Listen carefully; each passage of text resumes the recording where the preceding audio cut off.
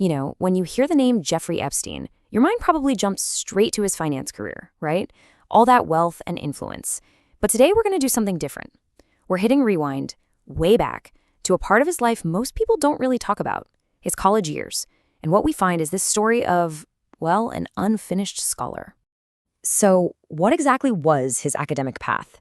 It's a really interesting question, because this journey, it tells us a ton about his early ambitions, What was he trying to achieve way back then, long before he became, well, who he became? Now, you think when you dig into someone's college history, you'd find a clear path, right? A major, a graduation date, a degree. But with Epstein, that's just not what you get. It's more like a collection of fragments, a bunch of started chapters with no endings. And right away, you start to see this pattern emerge. A guy who starts things but just doesn't seem to finish them. Which brings us to our first section here, an academic enigma. I mean, that really sums it up, because his school background, it is anything but straightforward.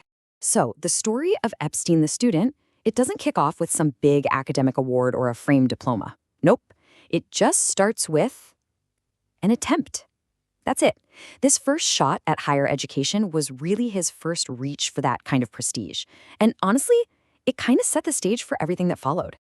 All right, so where does this all start? First stop, the Cooper Union. Okay, so in 1971, Epstein gets into the Cooper Union. And let me tell you, this is a big deal. It's a super prestigious and, get this, tuition-free school in New York City. A really tough place to get into. But then, poof, 2 years later, by 1973, he's out. No degree, no graduation ceremony, he's just gone. Think about that. Just 2 years. That's the key number here. That's barely enough time to get your feet wet at a top-tier school, and then it's over. And obviously 2 years isn't enough to get a 4-year degree. That's a really important piece of this puzzle. So you gotta ask, right? What happens next? Does he just give up on the whole college thing? Or does he give it another shot somewhere else? Well, turns out he did try again, which brings us to the next chapter, his move to NYU. So he heads over to another powerhouse school, New York University. And he's not just taking any classes, he enrolls in the Korean Institute of Mathematical Sciences. I mean, this shows he's serious about math, about the hard stuff. But changing schools didn't really change the story. Because this chapter at NYU, it also gets left unfinished. It's the exact same pattern we saw at Cooper Union. He gets in, he goes for a bit, and then he leaves. No degree. Again. And this is where his time in school officially comes to an end. Our source material puts it really simply. He left college and sought employment. And that's it.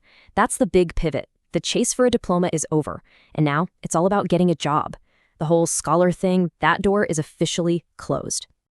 And all of this really brings us back to that core idea, doesn't it? The unfinished scholar. It's not just a cool title for this explainer. It's literally what his academic record shows. So let's just recap the whole thing. It's really a fractured path, isn't it? He goes to the Cooper Union, he transfers to NYU, and he leaves both of these amazing schools with no degree. And from there, he just pivots straight from the classroom to the working world. And, this all leaves us with a bigger question to chew on. When you look at this early part of his life, all these incomplete chapters, it really makes you think, doesn't it?